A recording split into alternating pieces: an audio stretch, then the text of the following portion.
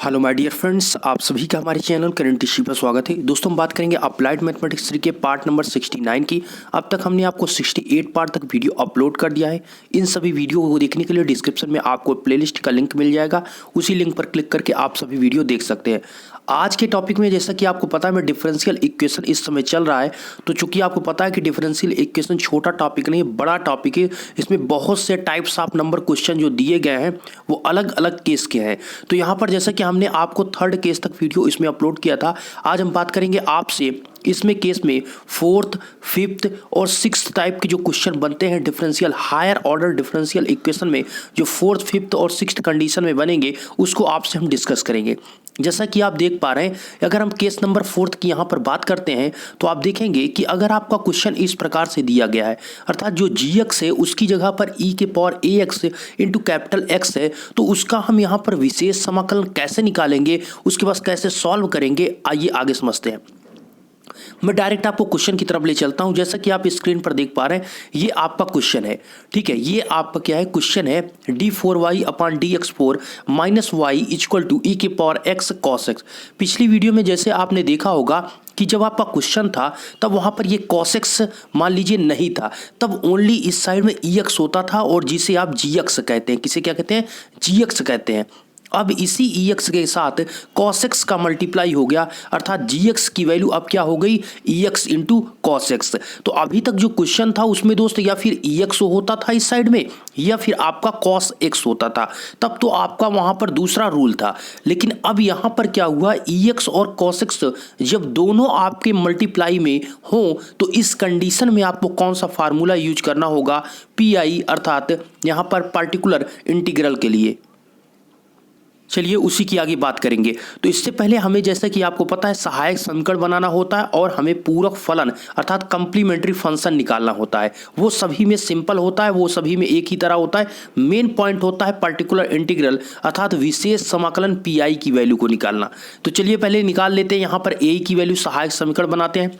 तो आपको पता है कि हमने बताया कि d4y अपॉन dx4 को आप क्या लिख सकते हैं, इसको लिख सकते हैं आप d4y। ओके, ये आपका हो गया माइनस और फिर आगे है कि आपका माइनस वाई, ये आपका हो गया। इसके बाद आप इसको ब्रैकेट के अंदर और इसको क्या कर देंगे, क्लोज। तो आपका आएगा फिर इक्वल 0 कर देंगे।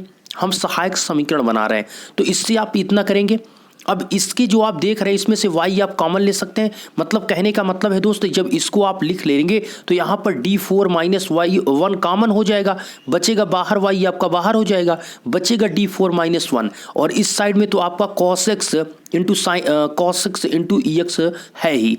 ओके, इस हम सहायक समीकरण को लिखने के लिए d4 अपान d4 माइनस 1 की जगह पर क्या लिख सकते हैं, तो d की जगह पर हम स्मॉल m रखेंगे, तो m की पावर 4 मतलब m की पावर 4 माइनस 1 इक्वल 0। एक आपका इक्वेशन बनेगा, इसी को कहेंगे सहायक समीकरण। तो आपको यहाँ पर क्या करना होता है, पहले इसको चेंज करके d के फॉर्म में करना है, फिर इसमें कॉमन के बाद जो कॉमन आप ले लेते हैं y को बाहर कर देते हैं। उसके बाद अंदर का जो पार्ट बचता है उसी को आपको सहायक समीकरण लिखना होता है। बस आपको ध्यान देना है कि d की जगह पर आपको स्मॉल m को पुट करना है। तो d की पावर 4 था तो m की पावर 4 माइनस 1 इक्वल 0, ये बन गया आपका सहायक समीकरण। सहायक समीकरण आपका बन चुका है। इससे हम m की वैल्यू को फाइंड आउट करेंगे। m की वैल्यू अर्थात यहाँ पर रूट्स कहें या उसके मूल की वैल्यू निकालेंगे। तो m की वैल्यू को निकालने के लिए इसको ऐसे आप तोड़िए तो आपको यहाँ पर क्या दिख रहा है दोस्त, ये आपका अगर a square minus B square equal 0 है तो यहाँ पर पावर 4 में है तो इसको आप लिख सकते हैं। अगर a की पावर 4 माइनस बी की पावर 4 है तो उसको आप क्या लिखेंगे भाई, इसको लिखेंगे हम a square minus B square और एक आपका होगा a square plus B square equal 0। तो कहने का मतलब है इसको दो पार्ट में आप तोड़ सकते हैं। तो उसी प्रकार यहाँ पर m की पावर 4 माइनस 1 को हमने एक बार लिखा m स्क्वायर माइनस 1, एक बार हमने लिखा m स्क्वायर प्लस 1 इक्वल 0। मतलब इसको हमने दो पार्ट में तोड़ लिया है। इसके जस्ट बाद यहाँ पर आप लिख सकते हैं, अब देखिए, अब यहाँ पर आप ध्यान से देखेंगे तो यहाँ पर m स्क्वायर माइनस 1 है। क्या है, m स्क्वायर माइनस 1 है। अगर आप m स्क्वायर माइनस 1 की बात करेंगे तो m स्क्वायर माइनस 1 इक्वल 0, तो m स्क्वायर बराबर 1। इसका रूट्स आप लेंगे तो m बराबर आपका 1 ये रूट्स होगा इसके, तो इससे निकलेगा आपको +-1। भाई रूट्स लेते हैं स्क्वायर हटाते हैं तो रूट्स आता है, तो 1 केवल नहीं आता +-1 आता है, अर्थात एक +1 वैल्यू होगी एक -1 वैल्यू होगी।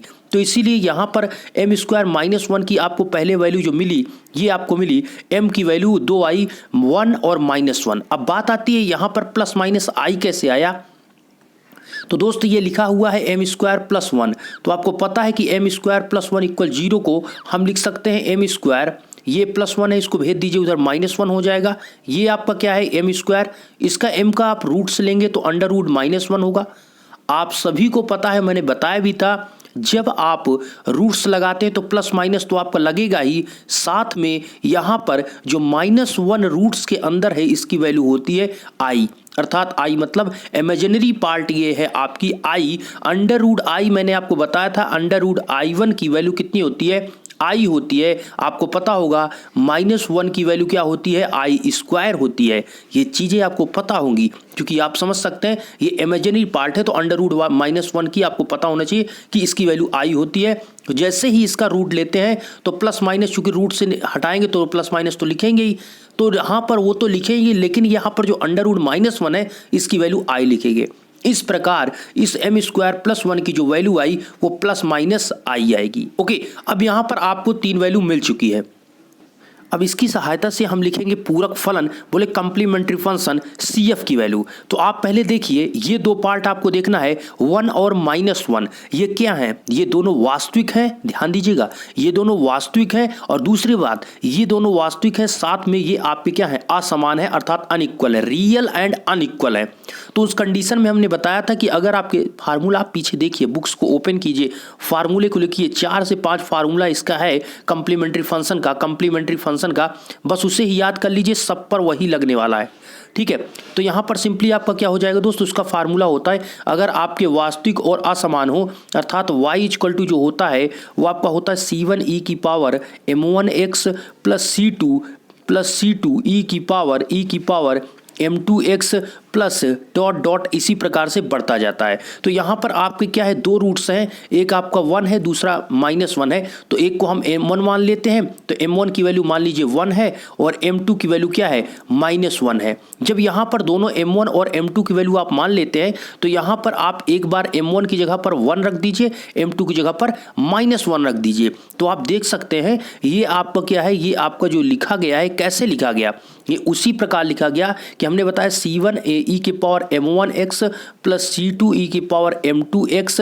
तो यहाँ पर x की m की वैल्यू एक 1 है दूसरी -1 है, तो c1e m1 की जगह पर क्या रखेंगे 1, तो यहाँ पर x हो जाएगा, प्लस c2e में क्या रखेंगे, e में रखेंगे m2 की वैल्यू क्या है -1, तो -1x हो जाएगा। तो कुल मिलाकर यही आपका आ जाएगा, बस इसी पे रुक जाना है क्योंकि रूट्स कितने आपके 2 हैं। +-i को टच भी आपको नहीं करना है, रीजन क्या है वो एक काल्पनिक है, उससे अभी बात नहीं करना, पहले इसको आप कंप्लीट करेंगे तो उसका अलग से आप लिख लेंगे। ठीक है, अब ये लिख गया आपका, तो यहाँ आपने क्या लिखा, c1e x + c2e -x, ये इन दोनों का हमने लिखा है जो कि वास्तविक और आपके असमान है।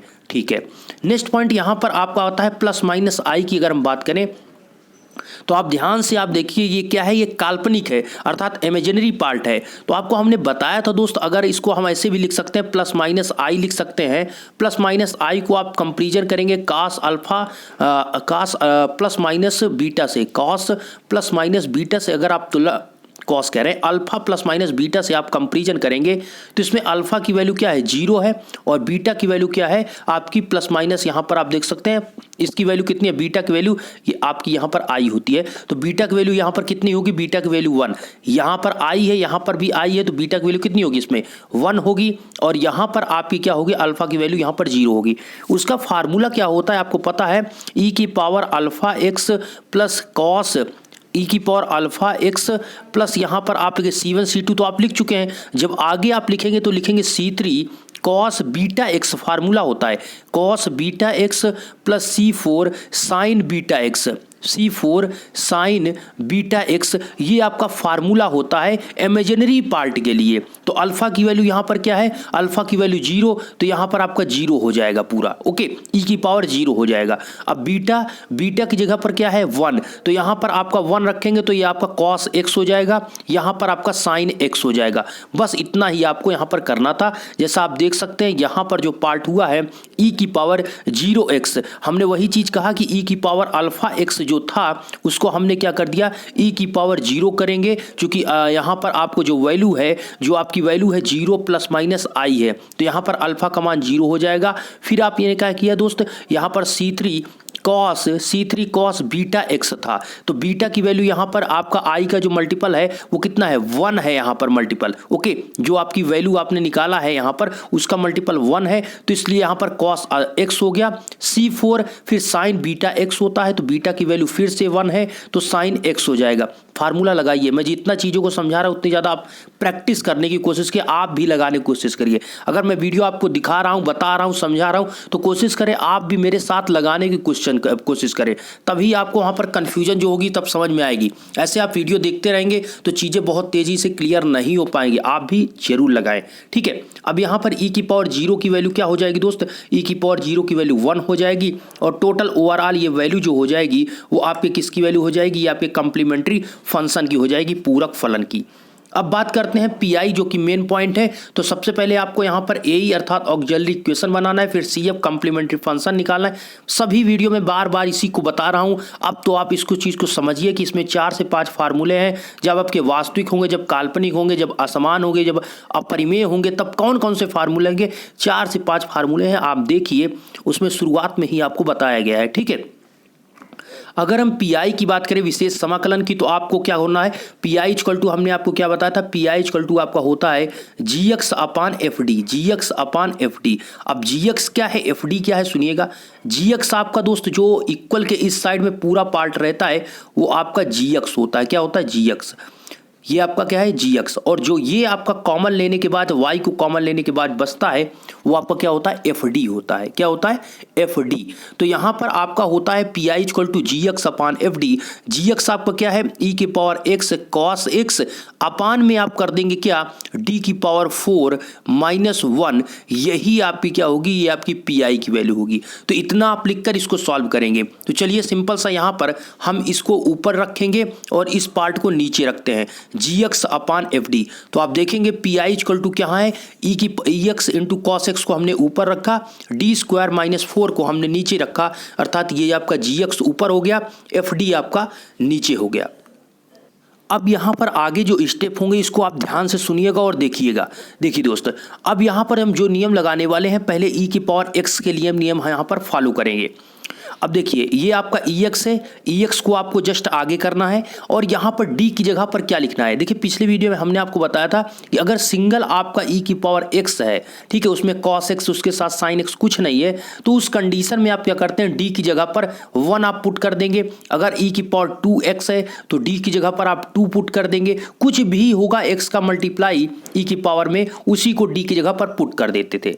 लेकिन अब यहाँ पर नियम ये है दोस्त कि अगर E की power x into cos x इस प्रकार से आपके दिए हों तो उस कंडीशन में आपको d की जगह पर d+1 पुट करना होगा। अब आप कहेंगे कि मैं d+2 पुट करूंगा, मैं क्यों d+1 पुट करूं? बिल्कुल सही बात है, आप d+2 पुट करिए। इसका मतलब क्या हुआ, यहां पर जैसे कि d+1 d की जगह पर पुट किया गया दोस्त, यहाँ पर जो आपका EX है, ध्यान दीजिए EX है, इसको क्या है, ये आपका जो मल्टीप्लाई है वो 1 इंटू एक्स का है। मतलब जो E की पावर में x लिखा है वो 1 का मल्टीप्लाई है। अगर यहीं पर आपका E की पावर 2x होता तो वहाँ पर आप 2 इंटू एक्स करते, यही होता, 2 इंटू एक्स ही होता पावर में, तो आप उस कंडीशन में आप d+2 रखते। समझ में आ रहा है आपको? मतलब आपका 1 का मल्टीप्लाई, x किसका मल्टीप्लाई है, 1 का। अगर EX यहाँ पर लिखा हुआ है तो EX को हम 1 इंटू एक्स लिख सकते हैं पावर में।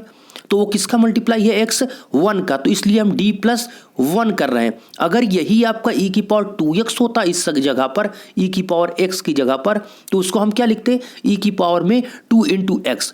तब उस कंडीशन में आप d प्लस 1 नहीं, वहां पर आप d प्लस 2 करते। कुल मिलाकर e की पावर में जो आपका मल्टीपल है, जो पावर में है, जो इंटू में रहेगा उसी को आप यहां पर ऐड करेंगे, मतलब d में ऐड कर कर आपको रखना है। तो d की जगह पर यहां पर क्या रखा गया, यहां पर e की पावर x था, x का मल्टीप्लाई आपका क्या था, 1 इंटू एक्स था, इसलिए हमने d की जगह पर यहां पर d प्लस 1 को पुट किया। अगर 2 इंटू एक्स होता तो आप d प्लस 2 पुट करते। आशा करता हूं अब आप समझ चुके होंगे। अब समझिए, यहां पर हमने क्या किया, d प्लस 1 रख दिया d की जगह पर, होल स्क्वायर किया, फिर आपका -1 था, हमने -1 लगाया, cos x था, cos x लिख दिया। सारी चीजें उसी तरह और लिख देनी है, बस आपको चेंजिंग कहां करना है, d की जगह। कैसे आप चेंज करेंगे भाई, e की पावर x दिया है, e की पावर में 1 इंटू एक्स, 1 की जो आपके जो i है मल्टीपल वो 1 है, तो आप रखेंगे d प्लस 1। समझ चुके होंगे आप, चलिए ठीक है। अब यहां पर आपका क्या होगा दोस्त, e की पावर x हो गया, cos x आपका ऊपर हो गया, यहां पर आपका लिखा है d प्लस 1 का होल स्क्वायर, इसे आपको ओपन करने पड़ेगा। इसे आपको क्या करना पड़ेगा, ओपन करना पड़ेगा। अब इसे फार्मूले से ओपन करिए, ये d4 आप लिख सकते हैं, d4d cube plus 6d square plus 4d plus 1 और फिर आपका -1 है। इसको आप सिंपली दोस्तों d प्लस 1 का होल स्क्वायर को d प्लस 1 का जो होल पावर 4 है, इसको आप d प्लस 1 का होल स्क्वायर, d प्लस 1 का होल स्क्वायर, इस प्रकार से ओपन करके इनको दोनों को मल्टीप्लाई करेंगे तो आपका इस प्रकार आ जाएगा d की power 4 plus 4d cube plus 6d square plus 4d plus 1 और -1 ऑलरेडी यहाँ पर था। अब यहाँ पर आपका क्या होगा, +1 और -1 दोनों कैंसिल हो जाएंगे। इस प्रकार आपका e की पावर x और नीचे अब आपको क्या करना है, अब यहाँ पर e की पावर का काम खत्म हो चुका है। जब e की पावर का काम खत्म हो चुका है तो उस कंडीशन में आप बात आती है cos x की, ओके। और हमने बताया था जब cos x हो, sin x हो, तो उस कंडीशन में आप रखते थे d स्क्वायर की जगह पर -a स्क्वायर। इसका मतलब क्या हुआ, इसका मतलब दोस्त यहाँ पर लिखा हुआ है cos x, तो cos x में x का जो मल्टीपल है वो कितना है भाई, cos x में x का मल्टीपल 1 इंटू एक्स ही तो होगा। x का मल्टीपल कितना है, 1 ही तो है। अगर ये आपका इसी पर cos 2x लिखा होता, ध्यान दीजिएगा, अगर इसी कंडीशन पे आपका cos 2x लिखा होता तो cos 2x किसका मल्टीपल हो रहा था, 2 इंटू एक्स, मतलब यहाँ पर 2 का मल्टीपल हो रहा था। तब उस कंडीशन में आप यहाँ पर d की जगह पर आप -2 स्क्वायर रखते। क्या आपने हमारी बातों को समझा, मतलब यहाँ पर d स्क्वायर की जगह पर -a स्क्वायर कैसे पुट किया गया, तो आपको देखना है cos x को, अगर cos x के यहाँ पर sin x है उसी को आपको देखना है। जैसे कि यहाँ पर cos x आपको दिया गया, तो cos x में क्या है, ये cos का जो मल्टीपल है वो 1 है, आप देख पा रहे हैं 1 है, ठीक है, इसका मल्टीपल क्या है 1। तो आप d स्क्वायर की जगह पर, इसीलिए हमने -1 स्क्वायर, यहाँ पर cos x का मल्टीप्लाई 1 है तो इसीलिए d स्क्वायर की जगह पर आपको -1 स्क्वायर रखना है। अगर इसी कंडीशन में आपका cos 2x होता तो cos 2x की जगह पर क्या आप रखते, cos 2x की जगह पर 2 का मल्टीपल है, इसलिए d स्क्वायर की जगह पर आप -2 स्क्वायर रखते। कितना, -2, माइनस अलग है, इस चीज को मैं बार बार कहता हूं, माइनस का होल स्क्वायर -2 का होल स्क्वायर नहीं है, माइनस बगल है, 2 का स्क्वायर है, ओके। इस प्रकार आपको, तो यहां पर आपको cos x का मल्टीप्लाई 1 है, इसलिए आपको d स्क्वायर की जगह पर -1 स्क्वायर पुट करना है। अब यहां पर आपका d स्क्वायर का होल स्क्वायर होगा, तो एक आपका -1 का स्क्वायर का होल स्क्वायर हो जाएगा। आप क्या समझ पा रहे हैं भाई, d स्क्वायर है उसका होल स्क्वायर होगा और उसमें आप d स्क्वायर के ऊपर -1 रखेंगे तो -1 स्क्वायर और उसका भी स्क्वायर हो जाएगा। अब यहाँ पर आपका d क्यूब है, तो यहाँ पर d क्यूब को क्या लिख सकते हैं, d स्क्वायर इंटू d लिख सकते हैं, और d स्क्वायर की जगह पर आप रख देंगे -1 स्क्वायर, तो 4 -1 स्क्वायर इंटू d, ओके। ये आपका 6d स्क्वायर है, तो ये 6d स्क्वायर का मतलब -1 स्क्वायर रखेंगे। अब d की जगह पर कुछ आपको लिख नहीं रहा है, ये तो आपका कैंसिल हो जाएंगे, केवल d स्क्वायर की जगह पर -1 स्क्वायर आपको पुट करना है, ठीक है। अब यहाँ पर आपने इस चीज़ों को पुट कर लिया, इसके जस्ट बाद क्या क्या चीज़ें बचती है आप देखेंगे। यहाँ पर जो चीज़ें बच रही हैं उसको आप देखिए, यहाँ पर आपका 1 आएगा, 1 हमने लिख दिया, ये आएगा -4d लिख दिया, ये आपका कितना आएगा 6 स्क्वायर करेंगे -6 ही आएगा, और ये आपका +4d, इतना आपका यहाँ पर पार्ट आपका बचा है। ध्यान दीजिएगा e की पावर x आपका आगे है, इससे अभी आपका कोई रिलेशन अब नहीं है, ठीक है। अब उसका कुछ नहीं करना, वो जो करना था ऊपर आप उसको सॉल्व कर चुके हैं। क्या कुछ कैंसिल होता दिख रहा है दोस्त? बिल्कुल, -4d + 4d आपका कैंसिल हो जाएगा और यहाँ पर -6 और +1 हो जाएगा -5। तो आपका आंसर कितना आ जाएगा इसका? -1/5 e⁻x × cos x। ये किसकी वैल्यू हुई? ये आपकी पी की वैल्यू हुई। अगर हम बात करें कंप्लीट सोल्यूशन की तो CS बराबर होता है कंप्लीमेंट्री फंक्शन CF प्लस आपका पी होता है। ठीक है, तो CF की वैल्यू आपने कितना निकाला था? CF की वैल्यू कंप्लीमेंट्री फंक्शन की वैल्यू आपने, ये जो वैल्यू आपको प्राप्त हुई थी ये कंप्लीमेंट्री फंक्शन था, ये वैल्यू आपने यहां पर लिख दिया है। आप देख सकते हैं ये आपके कंप्लीमेंट्री फंक्शन में हमने सॉल्यूशन में जो कंप्लीट सॉल्यूशन था उसमें CF की वैल्यू जो लिखा है ये आपके CF की वैल्यू हो गई। ये आपकी, ये नहीं, ये आपकी पूरी CF की वैल्यू हुई, यहाँ से लेकर यहाँ तक ये पूरी CF की वैल्यू हुई। और ये आपका -1/5 e⁻x cos x, ये आपके पी की वैल्यू जो कि यहाँ पर निकाला गया था। तो ये टोटल आपका कंप्लीट आंसर जो सोल्यूशन हुआ ये हुआ। तो CS बराबर क्या होता है? CF plus P.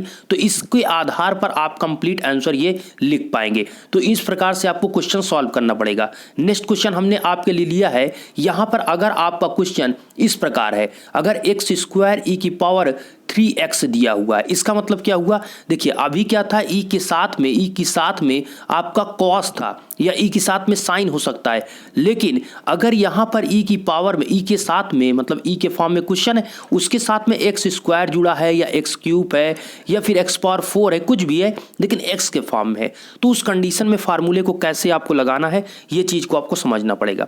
चलिए, इस क्वेश्चन में आपको दिया गया d2y/dx2 + 2y = x² e⁻3x। सबसे पहले आपको क्या करना है? सबसे पहले आपको, मैं तेजी के साथ क्वेश्चन को ले चलता हूं, वीडियो चूंकि लंबा ज्यादा हो रहा है।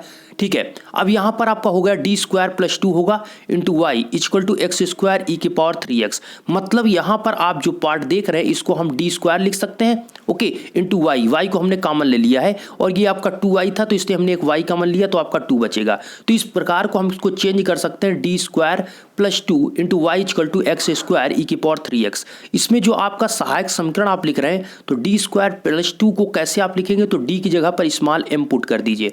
सिंपली यहाँ पर जब आप सहायक समीकरण लिखेंगे तो m² + 2 = 0 आपका हो जाएगा। क्या हो जाएगा? m² + 2 = 0, ये आपका हो जाएगा सहायक समीकरण, ऑक्सिलरी इक्वेशन। इससे आपको 2 रूट्स मिलेंगे, अर्थात m की वैल्यू 2 मिलेगी। जैसे कि इसको आप लिख सकते हैं m² को, m² + 2 को आप क्या लिख सकते हैं? m²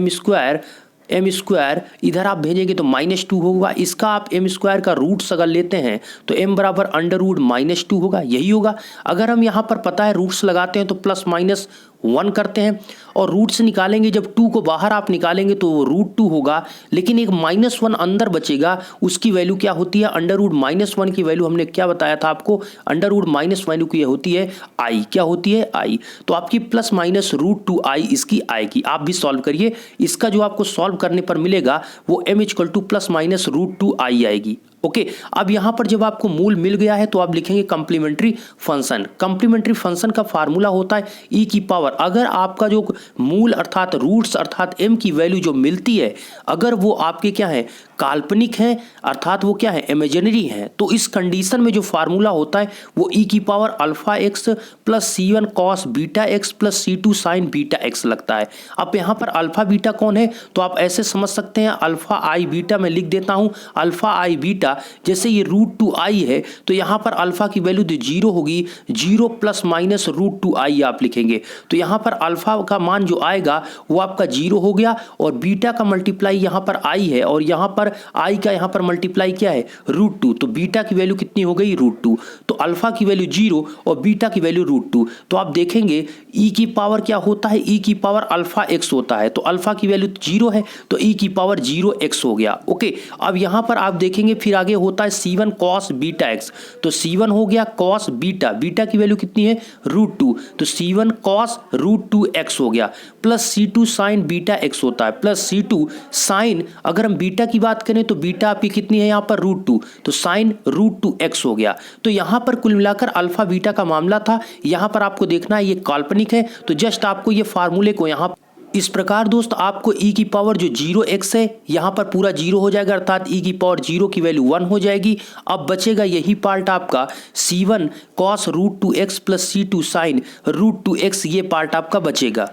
अब दोस्त यहाँ पर बात करते हैं पी आई की। तो पी आई इक्वल टू हमने क्या बताया, पी आई इक्वल टू आपका होता है जी X upon F D, G X upon F D. और जी एक्स की वैल्यू क्या होती है, जी एक्स की वैल्यू जो भी क्वेश्चन आपको दिया गया है इस साइड में इक्वल के इस पार्ट में जो है वो टोटल आपकी जी एक्स की वैल्यू है। तो जी एक्स आपको ऊपर लिखना है अपान में एफ डी। एफ डी क्या है, आपको जो वाई कॉमन लेने के बाद डी स्क्वायर प्लस 2 ये जो बचा हुआ है ये एफ डी है। तो इस प्रकार आप देख सकते हैं यहाँ पर जी एक्स अपान एफ डी का मतलब हमने आपको जी एक्स को ऊपर लिखना है तो एक्स स्क्वायर ई के पावर 3x को हमने ऊपर लिखा अपान में एफ डी का मतलब डी स्क्वायर प्लस 2 हमने यहाँ पर नीचे लिखा। तो जी एक्स की वैल्यू मतलब यहाँ पर इस पार्ट को ऊपर लिखना है और ये आपका एफ डी नीचे होगा। ठीक है, अब देखिए ये चीज जब आप लिख लेंगे पी आई इक्वल टू तो इसको सॉल्व करना है। तो ई की पावर 3x को अभी हम इस साइड में करते हैं और इस साइड में हमने लिखा x square upon D plus 3 का होल स्क्वायर प्लस 2।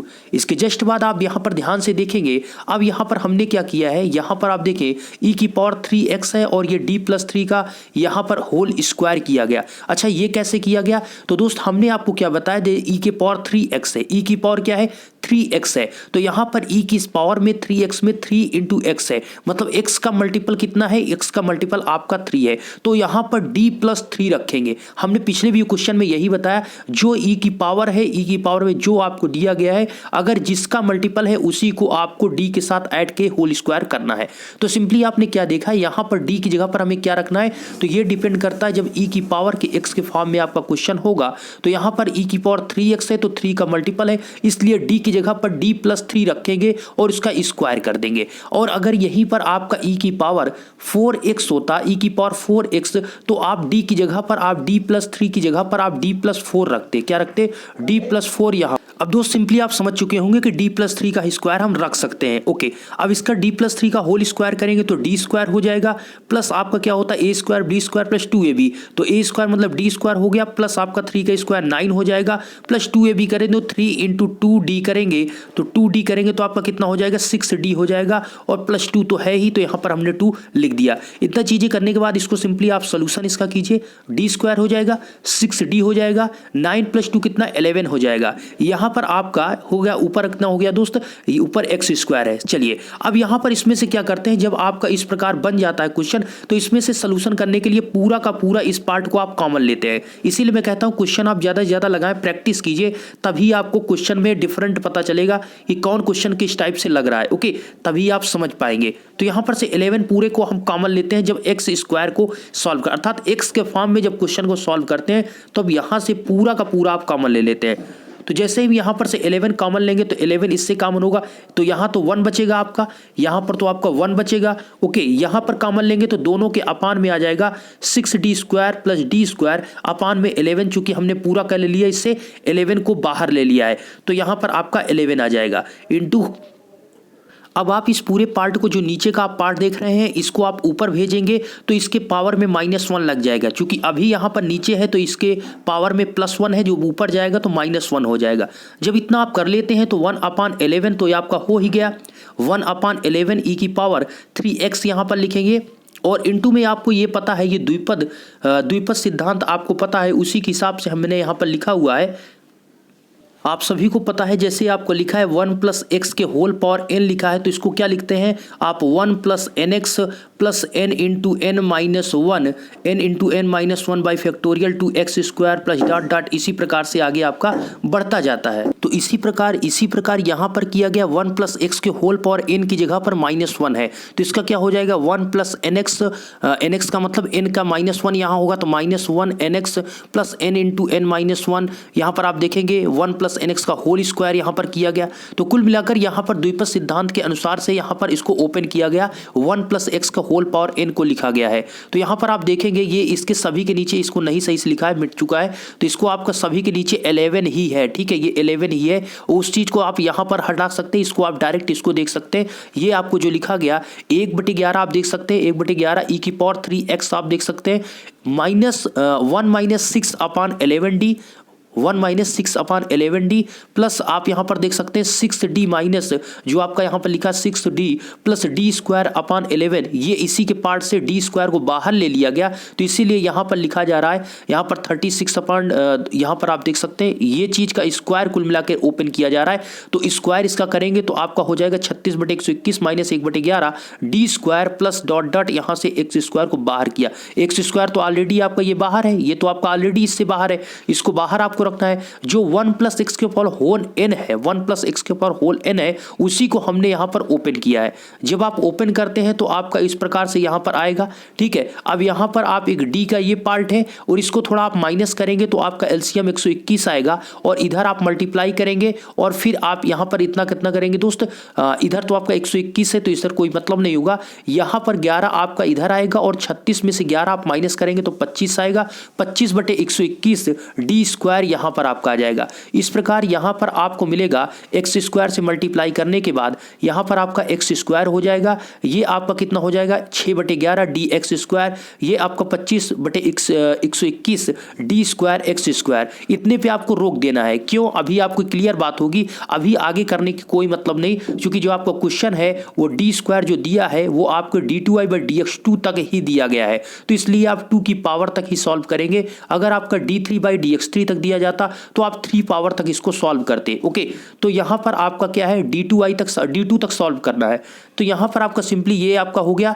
यहाँ पर आप देखेंगे x² को तो x² रहेगा 6/11 के 6/11, d का मतलब होता है डिफरेंशिएशन, d का मतलब dy/dx, तो यहाँ पर x² है तो dy/dx x² करेंगे तो इसका कितना आएगा 2x आएगा, तो 6/11 × 2x हो गया। यहाँ पर 25/121 है, d² का मतलब क्या हुआ, d² का मतलब 2 बार डिफरेंशिएशन, d² का मतलब होता है d2i/dx2 किसका करेंगे x² का, तो एक बार x² का डिफरेंशिएशन किए तो कितना आया 2x, दोबारा इसका डिफरेंशिएशन करेंगे तो कितना आएगा 2, x का 1 हो जाएगा, तो कुल मिलाकर यहाँ पर x² का कितना आया 2 आया। 2 बार डिफरेंशिएशन, एक बार करेंगे x² का तो 2x आया, दोबारा इसका डिफरेंशिएशन करेंगे तो कितना बचेगा 2 बचेगा ना, तो 1 का आपका x का क्या हो जाएगा 1 हो जाएगा, तो इस प्रकार यहाँ पर x² का आपका 2 हो गया। तो इस प्रकार इसको आप थोड़ा सॉल्व करते हैं तो आपका आ जाएगा यहाँ पर देखेंगे x² 12/11x और ये आपका हो जाएगा 25 × 2 कितने 50/121, ये आपके किसकी वैल्यू आई, ये आपके पी की वैल्यू आई। कंप्लीट सोल्यूशन जब लिखते हैं तो आप CF plus P complementary function plus P लिखते हैं। कंप्लीमेंट्री फंक्शन आपने पहले यहां पर निकाल लिया था, कंप्लीमेंट्री फंक्शन आपका कितना आया था दोस्त C2 cos √2x plus C2 sin √2x, इसी वैल्यू को यहां पर आपको पुट करके आगे आपको ऐड करना है C1 cos √2x plus C2 sin √2x और ये आपके टोटल पी की वैल्यू, ये आप पी की वैल्यू है, इसको ऐड करके आपका कंप्लीट आंसर सोल्यूशन माना जाएगा। तो इसमें आपको कंप्लीमेंट्री फंक्शन निकालना होता है और पी की वैल्यू निकालना होता है। अगर हम टाइप नंबर 5 के चलते हैं तो टाइप नंबर 5 आपको इस प्रकार से क्वेश्चन देखने को मिलता है। देखिए अभी आपको देखने को यह मिला दोस्त कि x के साथ जो मल्टीपल था वो x के साथ मल्टीपल e⁻x था। e⁻x का मतलब e⁻2x भी हो सकता है, e⁻3x भी हो सकता है, मतलब x और e का मल्टीप्लाई था। अब यहां पर x का cos के साथ रिलेशन है, जब x का cos के साथ रिलेशन है तो ये क्वेश्चन किस प्रकार लगाएंगे, प्रैक्टिस करने की जरूरत है और कुछ भी नहीं है, क्वेश्चन में बहुत आसान है, चीजों को समझिए आप, ठीक है। अब यहाँ पर इस इक्वेशन को पहले आप सबसे पहले आप क्या निकालेंगे, पहले आपको यहाँ पर पूरक फलन कंप्लीमेंट्री फंक्शन निकालना है, तो उसके लिए पहले हम लिखते हैं सहायक समीकरण। तो d2i/dx2 को क्या लिख सकते हैं, d² लिख सकते हैं, प्लस आपका dy/dx को 2d, तो यहाँ पर आपका हो जाएगा +1 और y को हमने ले लिया कॉमन, मतलब कुल मिलाकर इसमें कुछ लिखने के बाद हमने y को बाहर ले लिया और ये हो गया x dx इस साइड था उसको हमने लिख दिया है।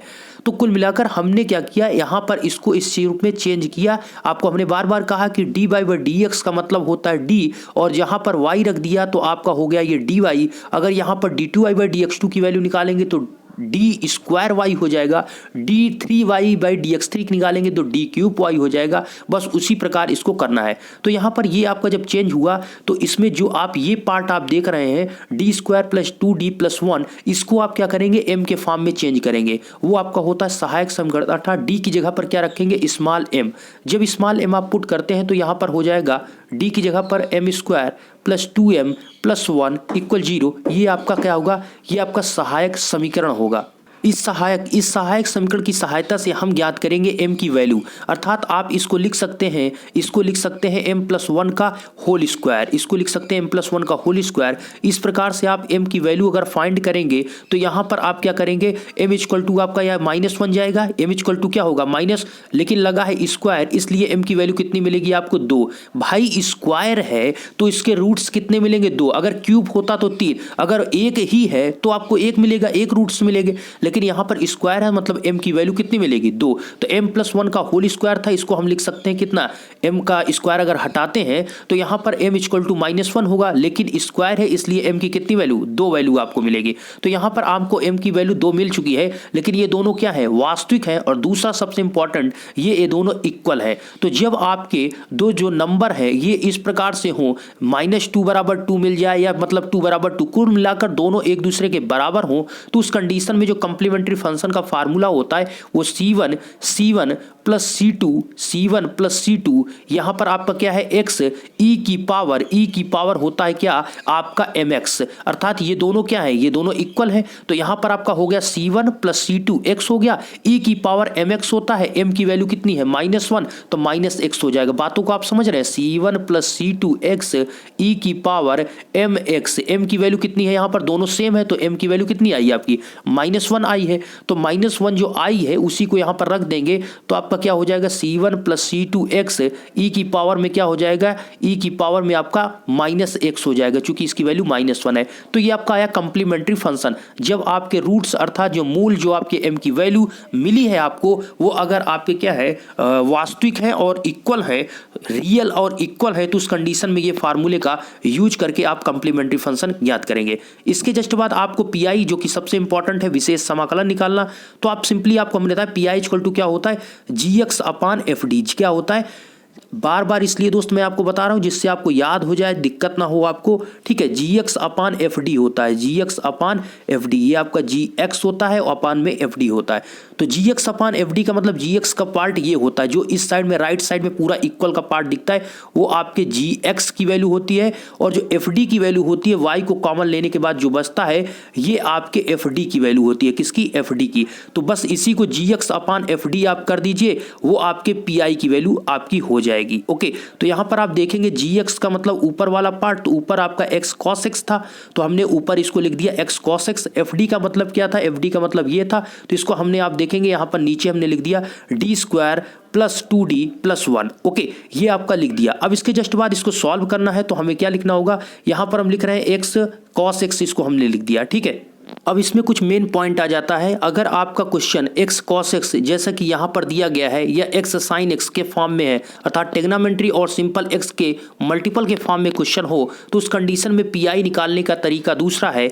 यहाँ पर आपका आ जाता है पावर फैक्टर, आप देख सकते हैं यहाँ पर पीआई ये पीएफ निकल दिया गया है, ठीक है, मतलब विशेष फलन कह सकते हैं इसको, यहाँ पर इन्होंने निकाला है। तो बात वही है, जैसे कि इसको आप निकालते हैं तो यहाँ पर क्या होता है x 1/fd/q प्लस d/dd -1, नहीं माइनस नहीं है, 1/fd/q। इसका मतलब क्या हुआ, इसका मतलब ये हुआ दोस्त कि जो आपको ये दोनों पार्ट आपको दिए गए हैं, इसको किस प्रकार से आपको सेटअप करना है। तो सबसे पहले आपको x लिख देना है, उसके बाद आपको fd का मतलब 1/fd में आपको ऐसे ही लिख देना है, 1 आपका है ही, यहाँ पर आप लिखेंगे d² प्लस 2d प्लस 1। तो x ये हो गया, इंटू क्या करना है, इंटू में आपको ये करना है cos x, प्लस करना है, फिर आपको यहाँ पर लिखना है d और कैपिटल डी है, d/dd लिखना है। ओके, तो यहां पर आप d/dd लिखेंगे और साथ में फिर से इसको लिखेंगे, मतलब कुल मिलाकर एक बार आपको यहां पर सिंपल लिखना है, इंटू cos x करना है, प्लस करके एक बार आपको d/dd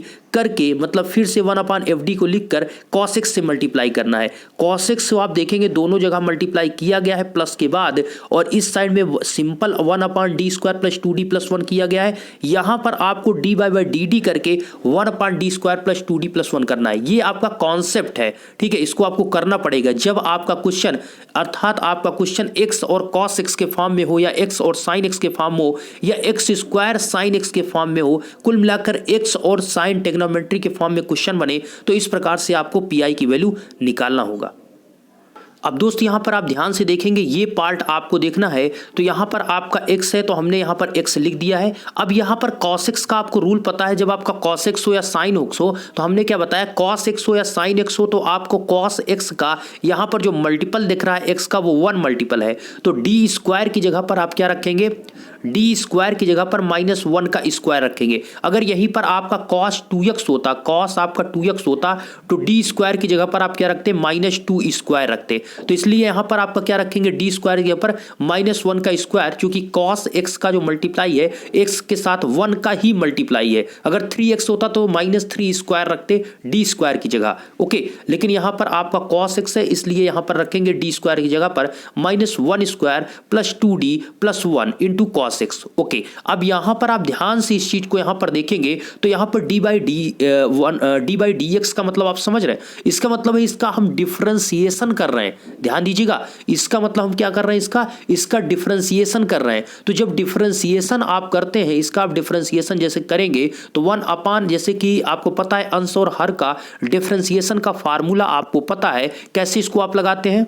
जैसे आप यहाँ पर देख रहे हैं, ये आप अंश और हर का इसमें फार्मूला लगाएंगे, ऊपर अंश हो गया नीचे हर हो गया। तो अंश और हर का जब फार्मूला आप लगाते हैं तो उसमें क्या लिखते हैं, पहले आप यहाँ पर अंश और हर का ऊपर लिखते हैं तो D square plus 2d plus क्या करेंगे, D square plus T D plus 1, और इसका फिर क्या करते हैं 1 का डिफरेंशिएशन करेंगे तो क्या हो जाएगा, 1 का डिफरेंशिएशन आपका क्या हो जाएगा, 0 हो जाएगा। तो ये पूरा पार्ट आपका 0 हो जाएगा, इससे मल्टीप्लाई होके फिर आप माइनस करेंगे, फिर आप क्या लिखेंगे, फिर आप लिखेंगे यहाँ पर डी स्क्वायर 1 लिखेंगे, 1 इंटू क्या करेंगे, फिर इसका आप डिफरेंशिएशन करेंगे D square plus 2d plus 1। तो डी का एक्स के रेस्पेक्ट में इसका प्रेजेंट करेंगे तो डी स्क्वायर का हो जाएगा 2d और 2d का हो जाएगा आपका 2 और 1 का हो जाएगा आपका 0। तो इस प्रकार, और इसका पूरे का नीचे जो करेंगे वो D square plus 2d plus 1, इसका क्या कर देंगे, इसका कर देंगे होल स्क्वायर। इतना आपका आ जाएगा डिफरेंशिएशन। ये पार्ट आपका पूरा हो जाएगा 0 और ये बचेगा -2d प्लस 2 अपान में इतना। तो यहाँ पर आप वही चीज देखेंगे, इसका डिफरेंशिएशन करने पर आपको ये मिलेगा 2d plus 2 upon D square plus 2d plus 1 का होल स्क्वायर। यहां पर अंश और हर का फार्मूला आप लगाएंगे तभी ये चीज आपको प्राप्त होगा। इनटू आपका क्या है, इनटू में cos x है। चलिए, इसके जस्ट बाद आप यहां पर देखेंगे x/2 है, आपको पता है ये -1 स्क्वायर होगा, मतलब कुल मिला के यहां पर -1 होगा, ये 1 -1 का होल स्क्वायर नहीं, ये -1 लिखा है तो इसकी वैल्यू -1 ही आएगी। ओके, तो यहां पर -1 प्लस 1 कैंसिल, यहां पर क्या आएगा 1 अपान 2d आएगा, तो हमने 2 को बाहर कर दिया तो x/2 हो गया। जो 1 अपान डी है उसको हमने cos x के साथ यहां पर लगा दिया, किसके साथ, cos x के साथ लगा दिया है। चलिए, इसके बाद यहां पर आपका यहां पर 2d प्लस 2 अपान, यहां पर आप देखिए ये अभी आपका cos x है तो क्या रखेंगे, डी स्क्वायर की जगह पर, डी स्क्वायर की जगह पर आप -1 का स्क्वायर रखेंगे। क्यों रखेंगे, क्योंकि cos x आपका क्या है, x का मल्टीप्लाई में है। cos x में आपका 1 इंटू एक्स है तो इसलिए डी स्क्वायर के ऊपर 1 स्क्वायर रखेंगे। अगर ये आपका cos 2x होता तो डी स्क्वायर की जगह पर -2 स्क्वायर रखते। अगर cos 3x होता तो cos 3x की जगह पर क्या रखते, -3 स्क्वायर रखते। क्या रखते, -3 स्क्वायर। तो वही चीज आपको बस समझना है। तो यहां पर क्या भी है, यहां पर cos x है तो डी स्क्वायर की जगह पर क्या रखेंगे, -1 स्क्वायर। ओके, इसके जस्ट बाद आप देखेंगे इस साइड में तो 1 अपान डी cos x लिखा है। हमने बताया डी का मतलब होता है डिफरेंशिएशन, मतलब dy बाई डी एक्स। अगर 1 अपान डी लिखा है इसका मतलब उसका क्या है, समाकलन। क्योंकि पता है अवकलन समाकलन का उल्टा है या समाकलन अवकलन का जस्ट विपरीत है, तो दोनों एक दूसरे के विपरीत है, इसलिए डी को 1/x लिखते हैं। तो 1 अपान डी को क्या करेंगे आप, समाकलन करेंगे अर्थात इंटीग्रेशन करेंगे। तो 1 अपान डी cos x को लिख सकते हैं आप integration cos x into D x. कोई दिक्कत नहीं दोस्त, डी को dy बाई डी एक्स लिखते हैं तो 1 अपान डी को इंटीग्रेशन आप तुरंत लगाएंगे तो इंटीग्रेशन cos x dx लिखेंगे। ये ध्यान रहे कि यहां पर x को आपको नहीं लेना, केवल यहां पर जो लेंगे आप वो cos के फॉर्म में के क्वेश्चन को ही लेंगे, यहां पर x को आगे आपको कर देना है। चलिए, इसके जस्ट बाद यहां पर आप देख रहे हैं ये आपका -1 है, ये आपका +1 है, दोनों आपके कैंसिल हो जाएंगे। ठीक है, और अंदर बचेगा 2d, तो यहां पर ऊपर हो गया 2d प्लस 2 और नीचे हो जाएगा आपका 4d स्क्वायर, क्योंकि स्क्वायर ऑलरेडी यहां पर लगा हुआ है, और इंटू क्या हो गया, cos x हो गया। चलिए 1 मिनट और जूम करते हैं। ठीक है, अब देखिए यहाँ पर आपका x/2 cos x का आपको इंटीग्रेशन पता है। cos x का क्या होता है, sin x होता है, प्लस का sin x होता है। डिफरेंशिएशन में cos x का जो डिफरेंशिएशन जो होता है cos x का वो आपका माइनस sin x होता है, लेकिन cos x का इंटीग्रेशन प्लस sin x होता है। ओके, इसके बाद आप देखेंगे यहाँ पर आप देखें तो इसमें से 2 ऊपर से कॉमन ले लीजिए, d+1 अंदर बचा, यहाँ पर आपका 4d² इंटू cos x होगा। इसके जस्ट बाद आप देखेंगे तो यहाँ पर x/2 sin x हो गया, यहाँ पर आपका 1/2 2 इसको कैंसिल करेगा 4 को, तो 1/2 बचेगा। ऊपर आपका d+1 का d+1 बचा, नीचे आपका d² बचा। तो फिर से आप रख सकते हैं, इसमें कोई दिक्कत नहीं है। यहाँ पर d² आया, फिर से आप d² की जगह पर -1² रख दीजिए। तो यहाँ पर जैसे ही आप अब यहाँ पर दोस्त आपका 1 का स्क्वायर -1 का स्क्वायर हो जाएगा, तो -1² आप करेंगे तो इसका क्या आएगा, -1 ही आएगा। ये -1 और ये -1 हो जाएगा आपका क्या, +1। ओके, तो यहाँ पर आप देखेंगे माइनस की जगह पर अब प्लस हो चुका, चूंकि ये माइनस से इसका मल्टीप्लाई हो गया। यहाँ पर +1/2 ऊपर आपका क्या है, d+1 इंटू आपका क्या हो गया, cos x। अब सिंपली यहाँ पर ये चीज जो आपको प्राप्त हुआ है x/2 sin x 1/2 d+1 cos x। अब यहाँ पर किया क्या गया है, आप थोड़ा इसको समझिए, यहाँ पर हट गया है, मैं इसको मतलब समझा रहा हूँ। इसका मतलब यहाँ पर आप सोल्यूशन इसका करते हैं तो ये आपका हो जाएगा x/2 sin x। ओके, और ये आप इसको लिख सकते हैं, ये आपका जो लिखा गया है ये 1/2 ये d cos x है। d का मतलब हमने क्या बताया, d का मतलब होता है डिफरेंशिएशन, d का मतलब डिफरेंशिएशन। तो cos x का आप डिफरेंशिएशन करेंगे तो क्या आएगा, cos x का डिफरेंशिएशन आपका आएगा sin x, क्या आएगा sin x। प्लस करेंगे फिर उसके बाद आपका क्या +1/2 आप लिखेंगे। यहाँ पर cos x का इससे करेंगे तो cos x का मल्टीप्लाई होगा, तो 1/2 cos x हो जाएगा। क्या आपने बातों को समझा? कुल मिलाकर d का cos x के साथ करेंगे तो cos x, d का मतलब है डिफरेंशिएशन, तो cos x का डिफरेंशिएशन होगा sin x, तो 1/2 sin x plus 1/2 cos x हो जाएगा। बस इतना ही आपको पार्ट सॉल्व करना है और ये आपका कंप्लीट यहाँ पर सोल्यूशन हुआ, जिसको यहाँ पर हमने लिखा कंप्लीट सोल्यूशन के रूप में कंप्लीमेंट्री फंक्शन प्लस पी। तो कंप्लीमेंट्री फंक्शन आपने पहले ही यहाँ पर निकाल लिया था, c1 + c2 x e⁻⁻x, जैसा कि आपने यहाँ पर निकाला था। आप देख सकते हैं यहाँ पर आपको कंप्लीमेंट्री फंक्शन की ये वैल्यू आपको प्राप्त हुई थी, c1 + c2 x e⁻⁻x। ये वैल्यू को ऐड किया गया है, ये वैल्यू को ऐड किया गया, plus 1/2 x sin x sin x plus cos x, जो कि ये क्या है, ये आपके पी अर्थात पार्टिकुलर इंटीग्रल की वैल्यू है, उसको यहाँ पर ऐड किया गया। तो CF प्लस पी दोनों को ऐड करके कंप्लीट सोल्यूशन इस क्वेश्चन का निकाला गया। इस क्वेश्चन में क्या था, इस क्वेश्चन में आपका इस टाइप का क्वेश्चन था, इसमें ये था टाइप नंबर 5 है ये। इसमें x और cos x, अर्थात जब x और cos x या x और sin x या x² sin x या फिर x³ sin x, मतलब x और sin या cos के फॉर्म में अगर क्वेश्चन है तो उस कंडीशन में इस प्रकार से उसको आपको सॉल्व करना पड़ेगा। एक क्वेश्चन और आपको यहां पर ले चलता हूं, जो कि टाइप नंबर आपका 6 होगा। टाइप नंबर 6 में दोस्त अगर आपका क्वेश्चन इस प्रकार है, अर्थात gx का मतलब आपका जो क्वेश्चन दिया जाए उसके साइड में cos hx दिया जाए, ध्यान दीजिएगा cos hx, तो उसके लिए कुछ आपको थोड़ा सा याद रखना पड़ेगा। देखिए अगर आपका cos hx या sin hx के फॉर्म में क्वेश्चन है तो उसके लिए आपको विशेष समाकलन का फार्मूला एक होता है, आपको पता है gx/fd हमने बताया। gx का मतलब आपका क्या होता है, ये जो इस साइड होता है वो आपका gx होता है। fd का मतलब क्या होता है, जो y आप जब कॉमन लेते हैं तो उसके बाद जो पार्ट बचता है, जैसे क्वेश्चन में d² + 1 बचा, ये fd है। तो यहाँ पर क्या है कि आपका sin hx और cos hx के फॉर्म में अगर क्वेश्चन है तो उस कंडीशन में आपको दो याद रखना पड़ेगा कि sin hx की वैल्यू होती है e⁻x-1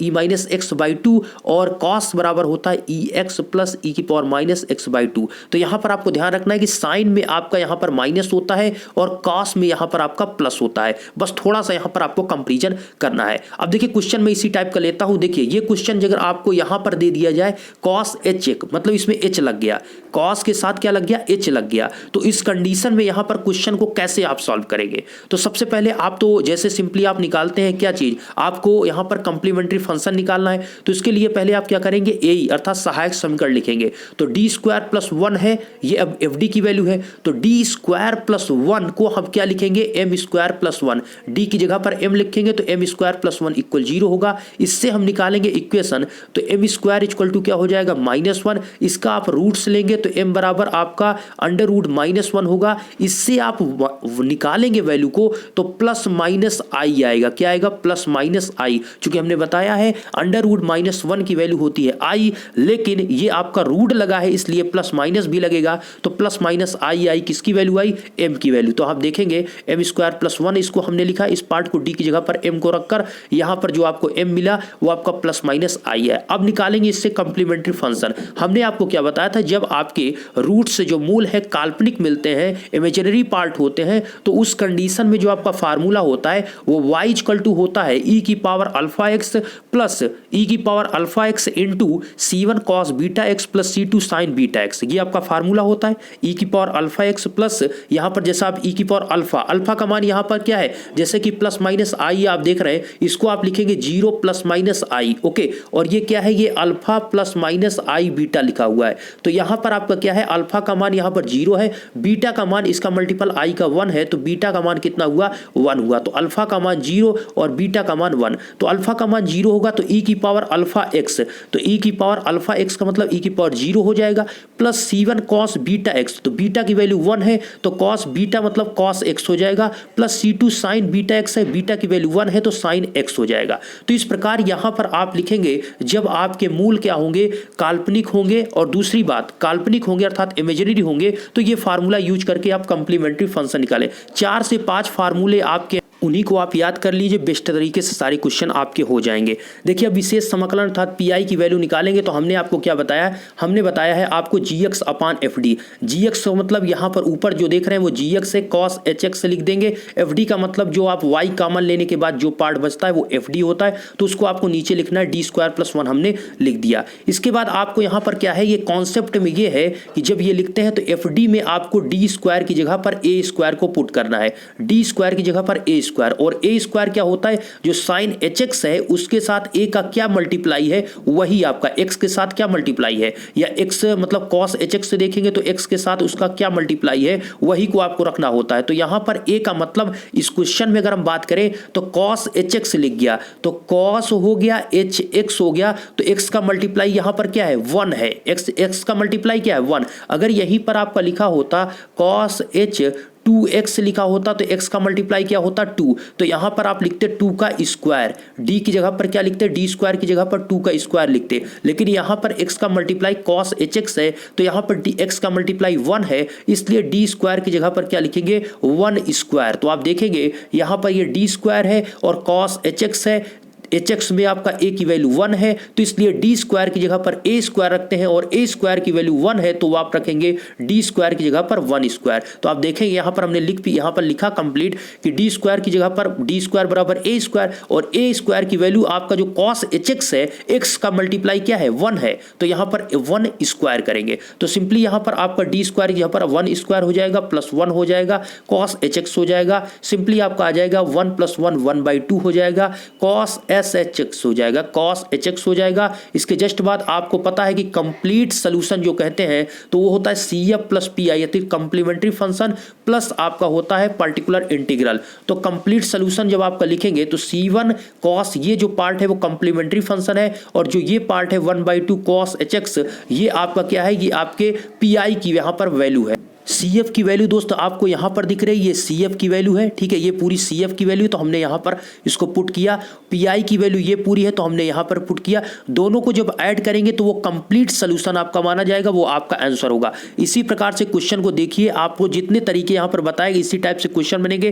प्रीवियस जो हमने अभी वीडियो अपलोड किया है उसके पीछे की वीडियो आप देख सकते हैं। कॉन्सेप्ट को सीखिए, ज्यादा से ज्यादा क्वेश्चन लगाइए, सभी क्वेश्चन, जितना आप क्वेश्चन लगाएंगे उतने सारे डाउट्स आपके क्लियर हो जाएंगे, मैं आपको विश्वास दिलाता हूं। क्वेश्चन आप ज्यादा से ज्यादा लगाने की कोशिश करें। धन्यवाद। जय हिंद, जय भारत।